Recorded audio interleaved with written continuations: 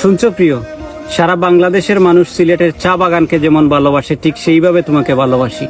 তুমি আমার মনটাকে বিছনাকান্দি রাস্তার মতো ভেঙে দিও না। বিশ্বাস করো, তোমার জন্য আমার বুকে হরিপুর গ্যাস ফিল্ডের মতো দাউ দাউ করে আগুন জ্বলছে। তুমি সারা সুরমা নদীর পানি ডাললেও সেই আগুন কখনো নিভবে না। প্লিজ তোমার মনটা বুলাগঞ্জ পাথরের মতো এত শক্ত করো না। বিশ্বাস করো, আমার মনটা সুনামগঞ্জের শিমুল বাগানের তুলার মতো নরম এবং লালাকালের পানির মতো পরিষ্কার। তুমি আমাকে মৌলভীবাজার হরিণছড়া গল্ফ মাঠের মতো যতই খেলাও না কেন, আমি কিন ব্রিজের মতো সবকিছু সহ্য করে নেব শত বছর। চাইলে তুমি আমার সম্পর্কটা সাতকের সুপার কিট সিমেন্টের মতো মজবুত জোড়া দিতে পারো, কারণ মনটা আমার হাকালুকি হাওরের চাইতেও বিশাল। আর যদি না পারো তাহলে মাধবকুণ্ডের জলপ্রপাতের মতো আমার চোখ দিয়ে সবসময় পানি পড়বে।